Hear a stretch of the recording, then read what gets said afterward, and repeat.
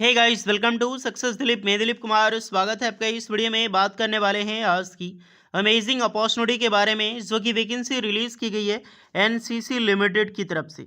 जी हाँ दोस्तों, इंडिया की biggest constructions company NCC limited की तरफ से परमानेंट जॉब्स के लिए बेहतरीन वैकेंसीज रिलीज हुई है, जो कि ऑल इंडिया के कैंडिडेट अप्लाई कर सकते हैं।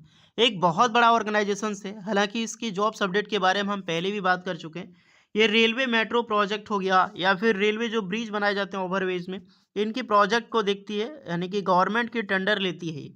चाहे बड़े बड़े एयरपोर्ट बनाना हो, एक्सप्रेसवे बनाना हो, मेट्रो लाइन बिछाना हो, रेलवे ट्रैक बिछाना हो, या फिर कोई भी बड़ी बिल्डिंग बनाना हो, जैसे कि एलएनटी काम करती है ना। एलएनटी आप समझ सकते हो, बिल्कुल उसी प्रकार से है एनसीसी, यानी कि इनकी टोटली ओन कंपनी है एनसीसी लिमिटेड। और इसी डिपार्टमेंट की तरफ से आईटीआई स्टूडेंट के लिए, डिप्लोमा स्टूडेंट के लिए और बीटेक इंजीनियरिंग के लिए परमानेंट जॉब्स के लिए बेहतरीन वैकेंसीज निकल चुकी है।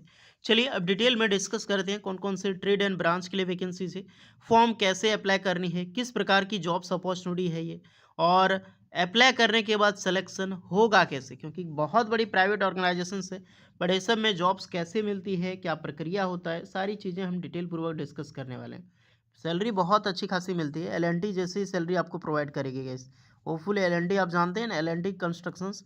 एलएनटी तो बहुत सारी डिवीजन है, बट एलएनटी कंस्ट्रक्शंस में भी आपको जॉब्स मिल जाती है। उसी प्रकार से एनसीसी लिमिटेड है। आगे बढ़ते हैं नोटिफिकेशंस की ओर। इससे पहले रिक्वेस्टेड होगी, चैनल पे न्यू हैं सब्सक्राइब जरूर करें, बेल आइकन को प्रेस करते हैं। साथ में जितने भी स्टूडेंट हैं, आप अपना ट्रेड, अपना ब्रांच हमें ज़रूर कमेंट करके बताएं। मान लीजिए कि अगर आप आईटीआई पास आउट है, जो भी आईटीआई स्टूडेंट है या फिर डिप्लोमा बीटेक स्टूडेंट है, तो आपको क्या करनी है, आईटीआई स्टूडेंट को अपना ट्रेड कमेंट करना है, बीटेक वालों को, डिप्लोमा वालों को अपना ब्रांच कमेंट करना है। आपके कमेंट के नीचे रिप्लाई मिल जाएगी कि आप एलिजिबल है अप्लाई करने के लिए या फिर एलिजिबल नहीं है। सो गाइज, इसकी ऑफिशियल नोटिफिकेशंस पब्लिश की गई है लिंक्डइन की तरफ से। एचआर डिपार्टमेंट की तरफ से रिक्रूटमेंट निकाली गई है। एनसीसी की रिक्रूटमेंट जब भी निकलती है, मोस्टली एचआर डिपार्टमेंट से ही वैकेंसीज निकलती है। एनसीसी एक बहुत बड़ा डिपार्टमेंट, जिसके बारे में डिस्कस कर चुका है। इनका ऑफिशियल अकाउंट है लिंक्डइन पे। लिंक्डइन एक अमेजिंग प्लेटफॉर्म है। यहाँ पर आप टॉप एमएनसीज की जॉब पा सकते हैं, या फिर जो एचआर हैं या फिर जो मैनेजर्स हैं, जिनके द्वारा लेटेस्ट रिक्रूटमेंट अपडेट की जाती है, आप उनको फॉलो करके एक अच्छी जॉब्स अपडेट डायरेक्टली आप सीवी अपनी सेंड कर सकते हैं। सो गाइस, अगर आपने अभी तक अकाउंट नहीं क्रिएट किया है तो कर लें, दैट इज़ अमेजिंग, क्योंकि ये अकाउंट ही आपका एक रिज्यूमे है आपका। ये कोई फेसबुक व्हाट्सअप अकाउंट नहीं है आपका। एक अकाउंट आप क्रिएट कर लो, समझ लो एक रिज्यूम आपका तैयार हो गया, वो भी प्रोफेशनल रिज्यूम। ओके।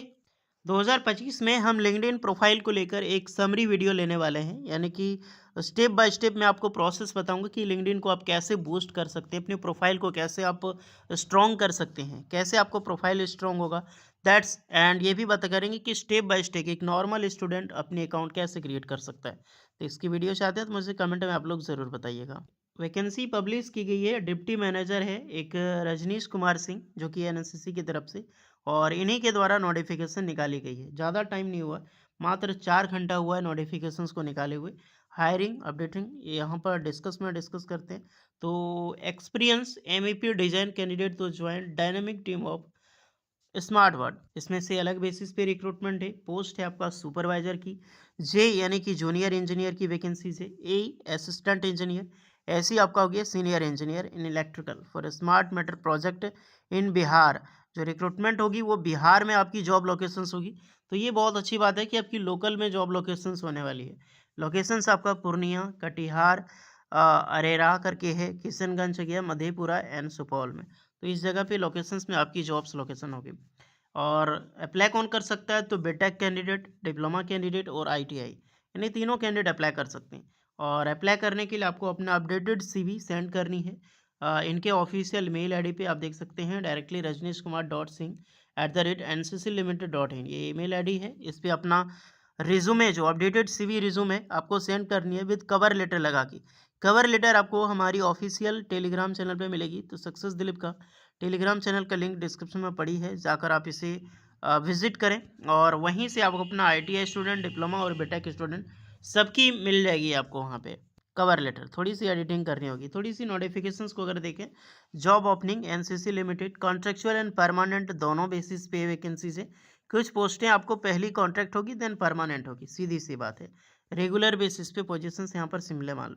मैंने बात कर चुका है किस किस लोकेशंस में आपकी जॉब मिलने वाली है, supervisor post JE AE and SE. Branches में बात कर चुका हूँ, तो वो सुपर इंजीनियर जैसे supervisor, junior engineer, assistant engineer and senior engineer, जिसके लिए बीटेक, डिप्लोमा और आईटीआई, वो भी इलेक्ट्रिकल इंजीनियरिंग। तो जितने भी स्टूडेंट हैं, अगर आपने बीटेक कर रखी हो या फिर डिप्लोमा, तो इलेक्ट्रिकल इंजीनियरिंग अप्लाई कर सकता है, electrical and electronics engineering apply कर सकता है। अदर ब्रांच के कैंडिडेट एलिजिबल नहीं है। बहुत वैकेंसी निकलती रहती है। फॉर्म चाहे रिज्यूमे चाहे आप सेंड कर सकते हैं, रिज्यूम सेंड करने में कोई ज़रूरत नहीं लगती।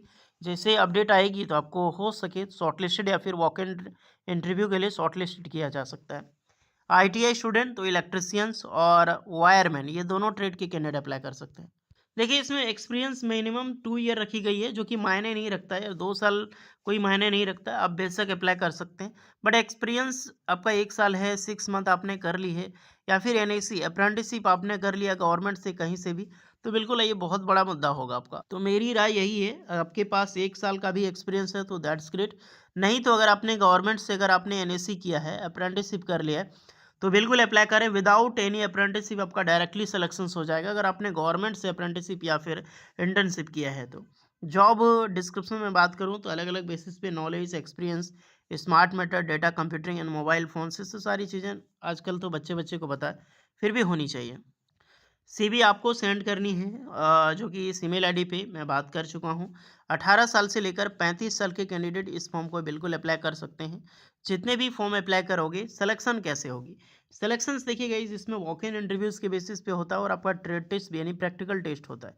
सबसे पहले आपका मार्क्स बेसिस पे, आपका एक्सपीरियंस बेसिस पे और आपकी रिज्यूमे, ये सारी तीनों चीज़ बहुत ज़्यादा मायने रखता है।